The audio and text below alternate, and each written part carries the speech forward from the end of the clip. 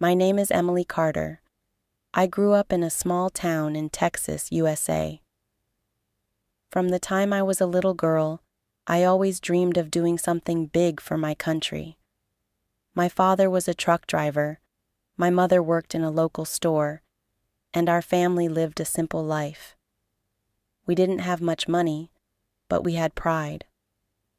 Whenever I saw soldiers on TV, wearing their smart uniforms and marching with discipline, my heart beat faster.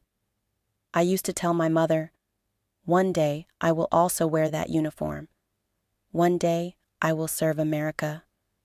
She would smile gently and say, "Emily, that path is not easy, but if you are brave enough, nothing is impossible." I carried those words with me. When I turned 19, I finally signed up for the United States Army. I remember the day of my selection. My hands were shaking, my heart was racing, but when the officer handed me the acceptance letter, I felt as if I had touched the sky. I called my mother and said, "Mom, I made it." She cried on the phone and whispered, "I'm proud of you." At first, everything was exciting. The training was hard, running in the heat, carrying heavy bags, learning discipline, but I never gave up. Whenever I wanted to quit, I reminded myself of my dream, to serve my country with honor. I thought the Army would be about courage, unity, and respect. I believed every soldier was equal, whether man or woman. But soon, reality began to show a different face. In the beginning, I noticed small things.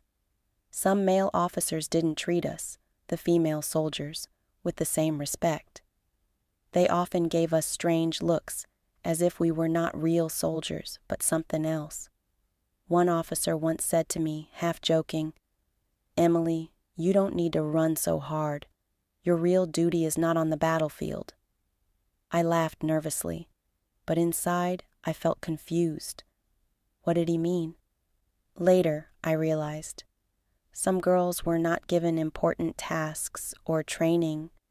Instead, they were asked to spend time with officers, attend private dinners, or keep them happy. At first, I couldn't believe it. I thought the Army was about defending the nation, not pleasing individuals. But it was true. Some girls accepted it because they felt they had no choice. Others stayed silent out of fear. I started to feel a deep conflict in my heart. Every night, when I lay down on my bed in the barracks, I thought, why did I join the Army? To serve or to suffer? To protect my country or to make officers happy?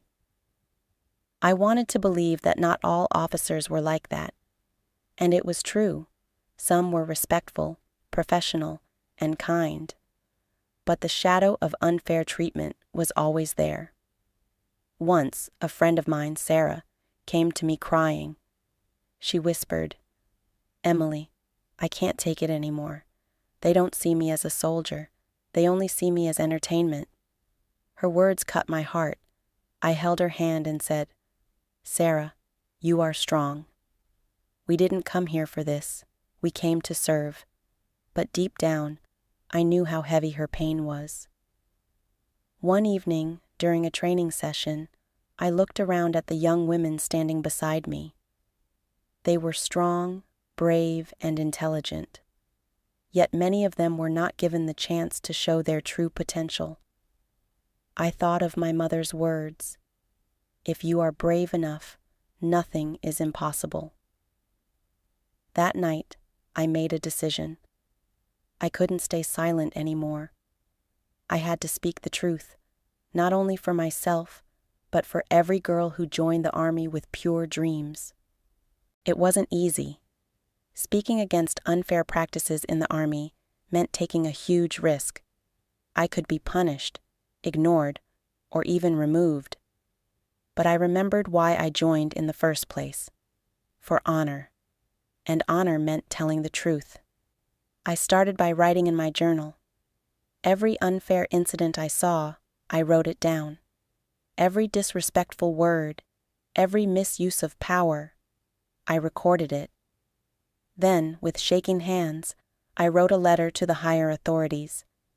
I explained how women were being treated unfairly, how they were not given equal respect, and how some were pressured into duties that had nothing to do with defending the country. For days, I waited in fear. Would they punish me?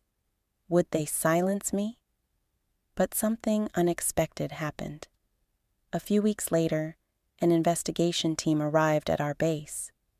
They started asking questions, interviewing soldiers, and reading the complaints.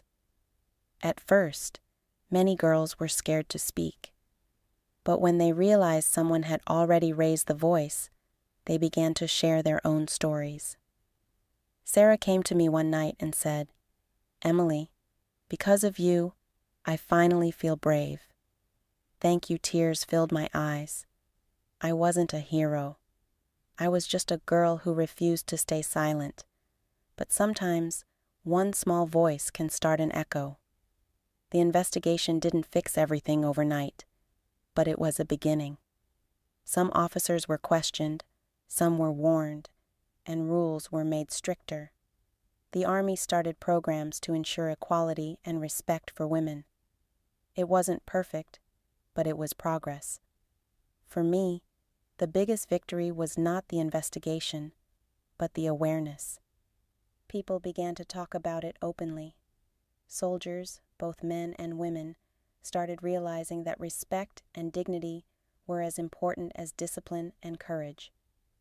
Today, as I look back at my journey, I still wear my uniform with pride, but I wear it with a new understanding. The Army is not just about weapons and war. It is about people. It is about values. And if women are not respected in uniform, then the meaning of honor is lost. That is why I share my story, because everyone should know the truth. Everyone should understand that women join the Army with dreams, just like men.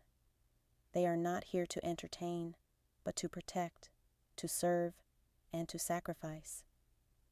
If you are listening to me today, remember this. Respect women in or out of uniform. Give them the dignity they deserve, because a nation can only be strong when all its soldiers stand equal. My name is Emily Carter. I am a soldier, a daughter, a dreamer, and a fighter for truth. I joined the Army to serve my country, and though the road was hard, I never gave up. I faced the hidden realities, I raised my voice, and I survived with honor. And if my story teaches you anything, let it be this. Never stay silent in front of injustice.